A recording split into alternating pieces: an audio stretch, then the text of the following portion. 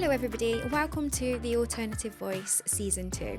I'm Jade Nevins-Brown, the Director of Provisions Plus, and we are kicking off the second season now of our podcast, where we will be inviting in our approved training providers, our recommended suppliers, and also parents, carers, and our young people who access alternative provision. We're really excited. Thank you for joining us. Let's get started. Hi everybody, I'm Jade Nevins-Brown, founder of Provisions Plus. Thank you for joining the podcast today. I'm thrilled to be joined by Abbie Fudge from Changing the Future, who is the director of one of our recommended suppliers, and she's joined us today to talk about her organisation and to talk a little bit about some partnership work that we're going to be doing moving forward. So exciting. Hello Abbie, how are you? Hi Jade, I'm good, thank you. Good. Thank you for joining us today. Thank you. Do you want to tell us a little bit about your organisation? Yeah, so as Jade said, I'm Abbie, I'm the founding director of Changing the Future.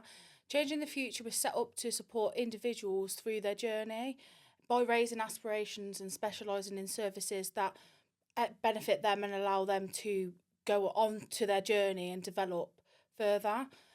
So we currently work with children, young people, vulnerable adults. We have a specialism in SEN provision and also trauma-informed protective behaviours practice.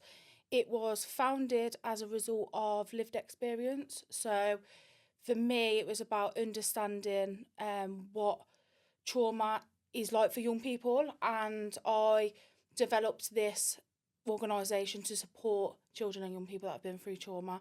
So I did have trauma previously growing up as an adolescent, and for me in particular it was bullying, but I utilised a negative and changed it into a positive to support others that have been on similar journeys. I love that. Like, that's amazing to put your experience, like to use your own experiences to then channel that to help other people. That's incredible. Yeah. And that's a huge thing as well, to have gone through that trauma yourself. Like, I was bullied all the way through sort of primary school, Yeah. and a little bit in secondary school as well, to be fair. So, but the fact that you've managed to sort of use that trauma to make a difference to people that really need it, that's inspirational. Yeah. So well done for that. First Thank off, you. that's amazing. So how long have you been doing the work that you're currently doing? I've been working with children and young people since I was 16, so Okay. I've been over a decade of experience working with children and young people.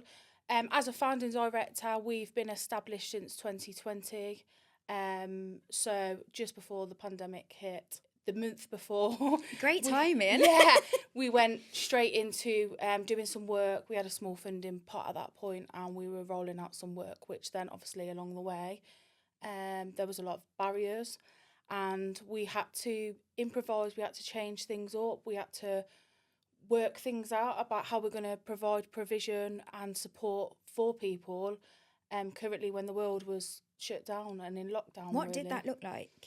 There was a variety of different things. So we had a small pot to work with young people that are not in education and training, and we delayed that for a little period of time. We done the bulk of the work online. Yeah. And then when we were allowed to return back to community settings, we had a very small cohort of young people. We're talking 4 or 5 maximum. And we rolled out a campaign there. So we actually videoed a campaign to support children and young people that have been through trauma. And particularly within that sort of campaign, it was about young people understanding their right to feel safe. Yeah. And a lot of our alternative provisions, the young people that come through the doors are those that have experienced exploitation. They might have experienced neglect, they might be a looked after child. So actually it was about us kind of providing that information, that support to other young people that might be experiencing similar things. So we did a campaign around speaking out and getting help. So the young people took part in either being a youth worker or a professional or a counsellor, and some young people were then young people themselves mimicking what it's like to maybe have gone through exploitation and what that looks like and how you can seek help and get support. Yeah. So we did it that way.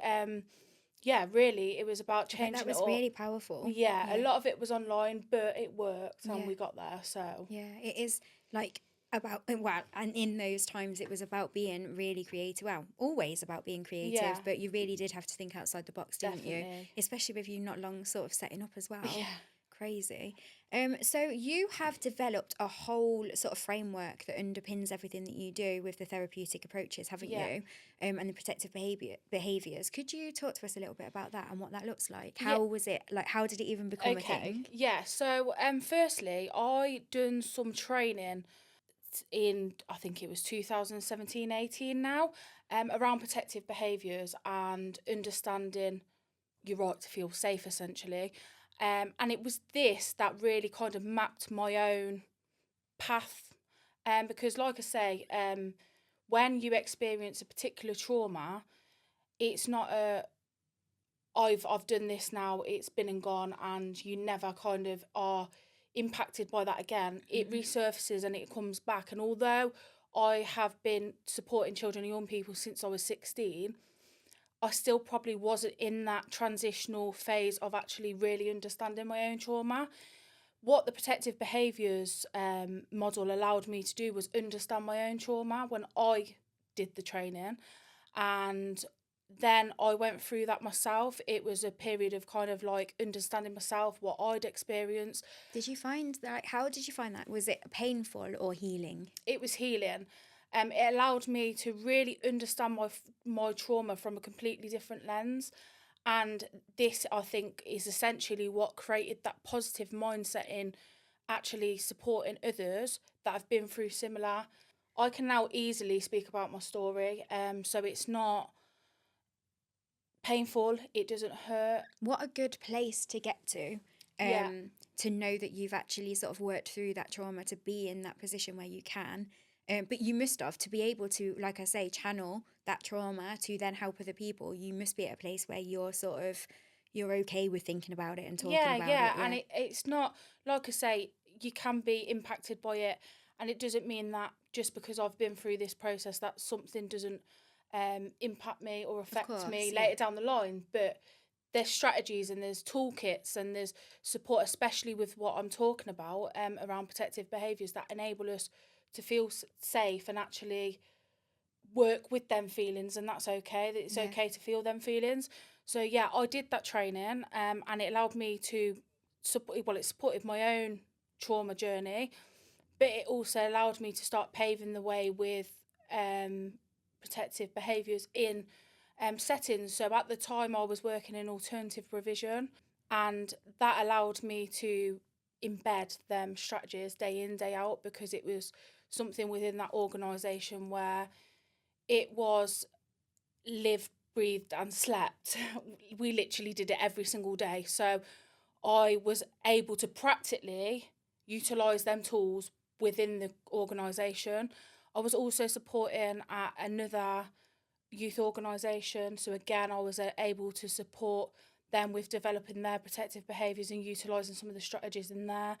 And then going on through that journey, I've worked in SEN schools, I've worked in further youth organisations, I've worked in local authority, and actually it was at the local authority where the trauma informed journey kind of really come from. I had done trauma work before, but previously in one of my other roles it was about dealing with trauma day in, day out, and that can be extremely complicated when you haven't got a toolkit to work with. So I was very lucky. Yes, I had trauma informed practice, but I also had the protective behaviour strategies, and this is what I combined together to actually utilise working with children and young people. So what I noticed was these methods aligned really, really well together, and it was about actually understanding these methods and how they work and applying both of them to create something different And special. Something yeah, special. And so then I started putting these two strategies together, seeing how they kind of were embedded alongside each other to actually ensure that it worked and it was fit for practice. I mapped my own trauma journey, and having them two different strategies, how it would enable me to work with this method.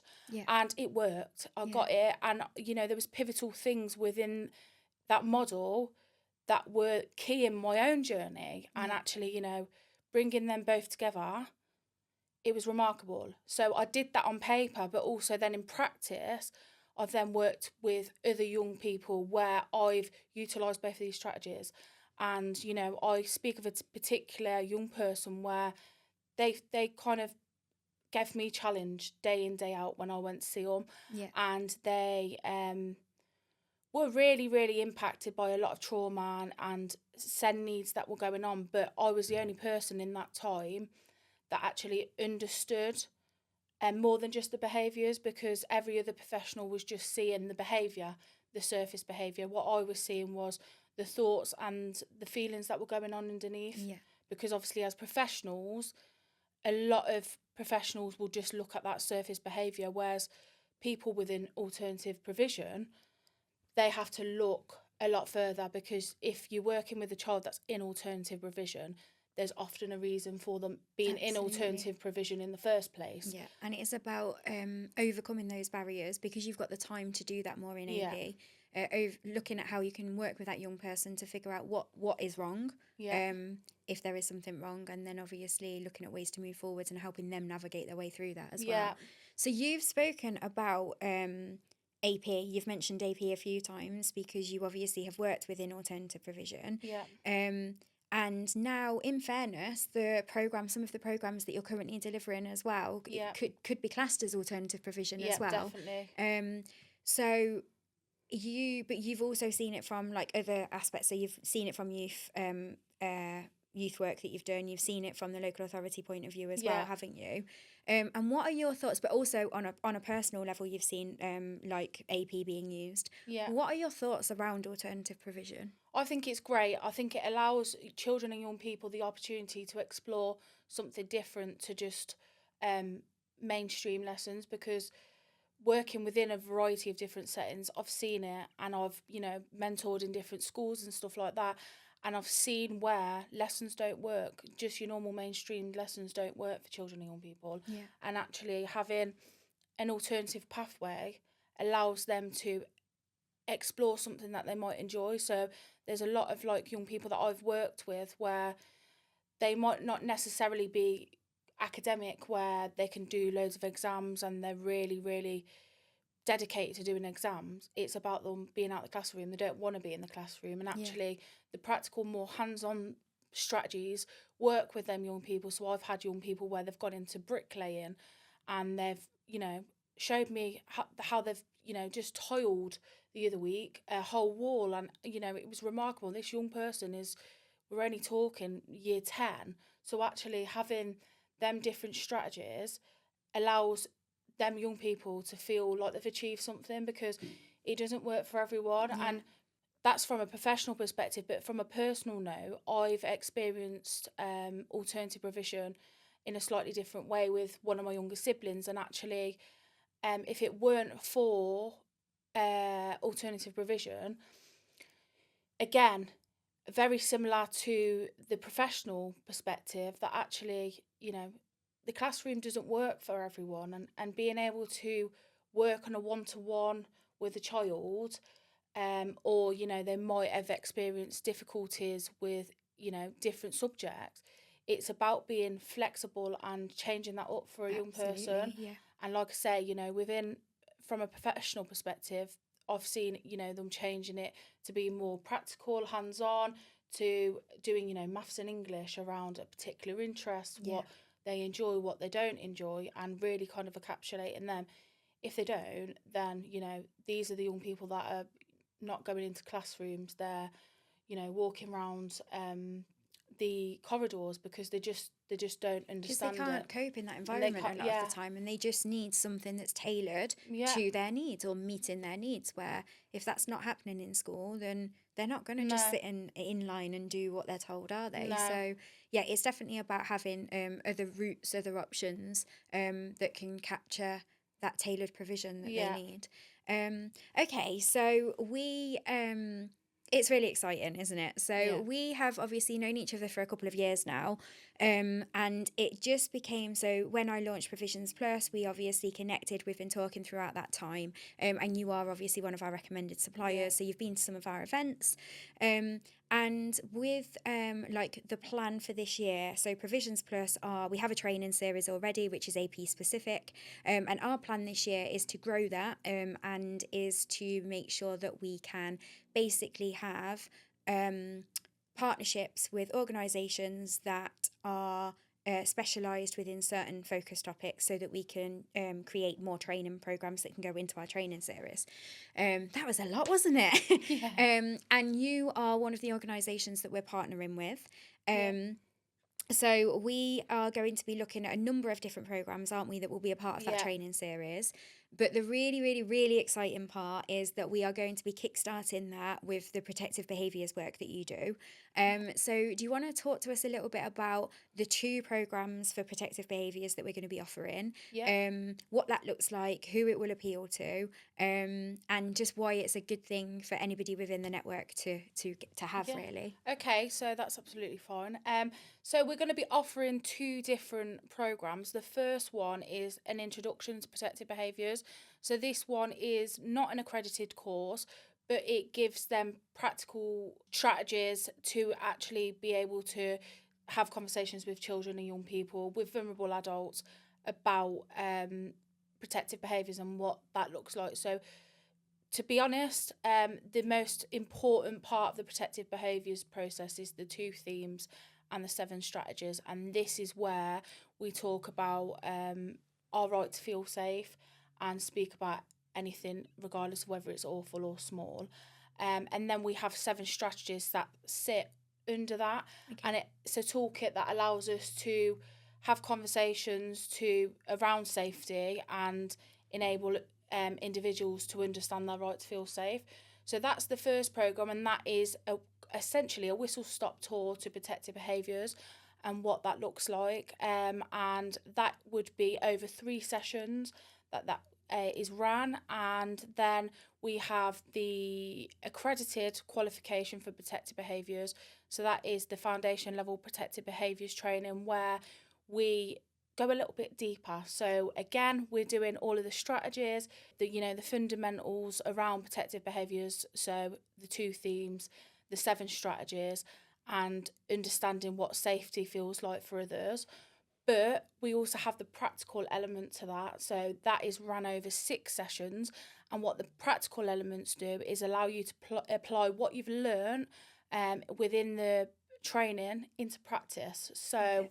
we will look, you can come with examples, there might be case studies. We will look at how we can apply this toolkit that you've learned to real life practical situations that might be going on for yourselves. And this, I think, is the most exciting part of the protective behaviours training, because this is where you see it really come to light and professionals take it on and start utilising it. And we all start somewhere, and I was very privileged to start my journey on the foundation course to now be a trainer within protective behaviours. But this is the bit that I've loved from the moment I've started, and this is the bit where we start looking at it from a professional perspective, but we also have a little bit of fun with it. So one of the examples that we do within the training is we rewrite a fairy tale utilising protective behaviour strategies. Okay. And some of the stories that we've seen is, they're remarkable, and we really see where the professionals have encapsulated the protective behaviours tools. We then also do the practical bit, so it's like, there might be a scenario of people going on. I thought you were going to say school. we act out the fairy tale, and No, I was like, wow, okay. No, that's one thing that, there's no role play. You don't have to include role play in it. You don't have to be a good actor No, or don't actress. worry. Yeah, but the lens that I come from, and it's a very specific lens, because as protective behaviours trainers, we all have our own different lenses and take on things, is from a SEN perspective and also from a trauma-informed perspective. Yeah. And this, again, is really important within alternative provision. These skills are so important in AP, aren't they? Yeah. Which is why I'm so excited about this being something that we can offer out to the network. Yeah. I just think Yeah, and with the foundation course as well, the anybody that completes that will then be a level two Protective behaviours practitioner. practitioner. Yeah. Yeah, which is incredible, Yeah. isn't it? Yeah. Yeah. Just wow. I'm really, really, really excited about me. this. So, we are going to offer these programs as well, both as an online offer and as an in person offer, which will take place at the Provisions Plus Hub. So, we'll see what we get the biggest uptake in and then go from there, really. But we will be getting out all of the information and the fine details about what this looks like around cost and around like units and everything with this podcast as well. So, everything will be released at the same time. And if you have any questions around any of that, then you can either get in touch direct with Abbie to find out more around the protective behaviours content, or you can get in touch with myself as well if it's anything to do with sort of like the planning process. When everything's released, all of the bookings will go direct through yourself, won't they? Yep. So that we're clear on exactly sort of group sizes and all of the logistics of how it's going to run. And yeah, so we are super, super, super excited. We are looking at starting this in November. Yeah. And then that way we can fit in the first cohort, because we will do a number of cohorts if there's demand. So we'll fit in the first cohort so that the first, if people want to do the foundation course, we can get that completed before Christmas.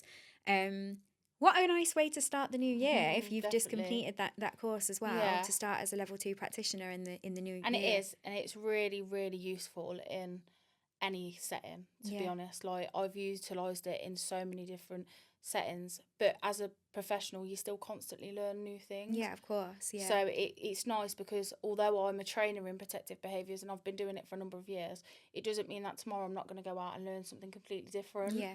So yeah, it's great, and you can apply it to your own life as well. So it's not just from a professional perspective, but actually I've utilised it in, within my own life, in especially around self-care with professionals. Often, we don't do a lot of that that's so within caring important. roles. And actually utilising that, the protective behaviours strategies are amazing. Yeah. I didn't even think of it from that point of view, in fairness. Like, I'm so glad that you've just said that, because one of the things that's a huge focus for Provisions Plus this year is making sure that staff within the network are really well looked after, and that they're looking after themselves, and that they're taking the time that they need, that they're given the time they need, that they're given the tools, the strategies to make sure that they are okay as well. Because ultimately, they are supporting the most vulnerable young people, and often that's missed, and they go home having dealt with an awful lot of trauma throughout the day for the young people, and they go home and they don't then get that processing time or the reflection time that they need. So that's a really, really good point, that actually that will help professionals to do that as well, and make sure that they're keeping themselves safe when they're doing the work that they do. Yeah, and I think predominantly as well, when I've seen the venue space that Provisions Plus Hub offers, actually that's a major protective behaviours it'll be a major protective behaviours sort of background, because actually what people will learn is it's about feeling safe, and the kind of environment that you've gone for, Jade, is very much about feeling safe. There's a lot of we do within protective behaviours around safe spaces, and actually what you can hear, what you can see, what you can taste, and what you can touch. And actually within that environment you can see animals, you can see calm. That's how I would explain it. When I see in the pictures, it was, oh, that's lovely. There's a really nice, calm, safe feel to that. It is a very therapeutic setting, which is exactly what I wanted, because I want Provisions Plus Hub to be whatever it needs to be for everybody. So, like, it's not about,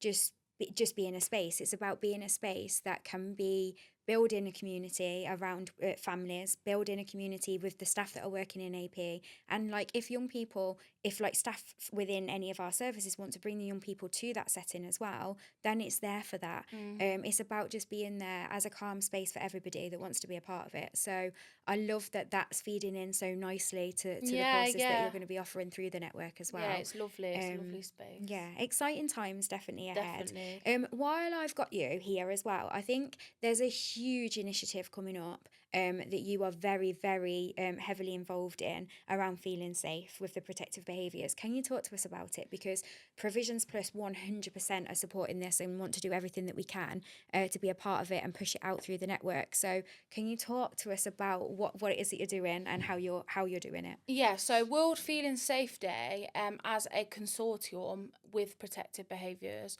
was established for the 3rd of October. So I mean, just replay that World Feeling Yeah. Safe Day. Like, that's amazing, isn't it? And it's brand new. Like, Yeah. it's brand new. It's been founded by you guys. Yeah.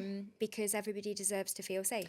Yeah, and that's where it was. We, as a consortium within the Protective Behaviours Consortium, noticed that there was no World Feeling Safe Day. There was nothing about safety. There was International Days of Peace. There was stuff around violence and abuse, but there was nothing around feeling safe. And actually, as part of, protective behaviours, it was about finding something that worked for protective behaviours, because it's something completely different itself, especially around feeling safe. So protective behaviours has been running for 50 years this year. So we thought, what better way than to launch a World Feeling Safe Day? So we've been it's that easy. Let's launch a World Feeling Safe Day. Yeah, and it's been remarkable, the journey that we've gone on with creating this World Feeling Safe Day. I think as professionals, we've all learned a lot about feeling safe, and like I say, there's always something new that we can learn. So yeah, I have been heavily involved within that, actually developing some of the content around that, having conversations around feeling safe, predominantly Changing the Future has done a number of different events over the last few months where we've kind of really took on that World Feeling Safe benchmark, I suppose, in feeling safe. So I run a autism group along with another colleague, and we done a lot around feeling safe last Friday. So we done gingerbread men, and we was talking about feelings and what that looks like, safe feelings and unsafe feelings. We did some face painting where we kind of really got creative with emotions and what that looked like. We had children. I didn't see those photos of you, Abbie. I was doing the face painting. That's I wonder why. Yeah, I was a bit too busy doing the painting the emotions on, and they wanted them in different animals. We had dinosaurs, axolotls. We had oh a my gosh! whole host Can you of make them. me a happy lion? Yeah, dinosaurs. Oh we my had. gosh. So yeah, it was really fun, and they really, really understood it. And then we done a bit around calming and senses and aromatherapy and stuff like that. And then Brilliant. We did mentoring last week, and there was a lot around balance, about grounding, around feeling safe. Yeah. So really we've took on a massive edge to, I suppose, to World Feeling Safe Day. We've really encapsulated it. Yeah, and then created something so special. Yeah, and then we've got our Sen Wellness Day coming up on the 18th of October. And again, this is heavily influenced by protective behaviours. A lot of our spaces on that day is going to be around really subtly underpinning some of them protective behaviour strategies. So we've got safe spaces, got sensory tents, we've got a zone for parents to actually have some time for themselves. Brilliant. So we've got a lot of things going on that day where it's going to really encapsulate some of them protective behaviour strategies. But yeah, I love it. You're doing such an amazing job. Is there any way, like, if anybody watching wants to get involved in any of that, is there any way for them to? Is there a place for them to get involved? Would they just get in touch with you? Yeah, they could just directly get in touch with myself through my email or phone number, and I can have that conversation with them around that and how they would like to get involved. That's not a problem. We do have quite a lot of volunteers that join us. Some are professionals, and some I've been really lucky and privileged that some of my old mentees or people that I've worked with in the past have come knocking on the doors of Changing the Future and asking to give back. So some of them are people that I've worked with previously in the past. Yeah. Oh my gosh, that's so touching, isn't it? Because they obviously really believe and see the value in what you're doing. Yeah, definitely. That's amazing. Yeah. You are doing an incredible job, Abbie. And anything that Provisions Plus can do to sort of push the work that you're doing, then absolutely we will. We want to be involved in World Feeling Safe Day, definitely. So just to the network, keep an eye out for anything that comes out about that. And I suppose like that brings us to an end really, but I just wanted to say, you know, I don't want to be getting too emotional, but I just want to say that obviously because you've opened up about the trauma that you did experience when you were younger, I think that the younger version of you would be very proud of the person that you've turned Definitely, into. yeah, So yeah. yeah, you should be really, really, really proud of yourself. Thank And you. it's a pleasure to be working with you. Really excited about the future and what this is going to look like. And just can't wait to get started now. So And me. thank you I'm very super much. excited. Thank you so much for joining me today. It's been a pleasure talking to you. No And worries. let's get this show on the road. Yeah, definitely. Thank you.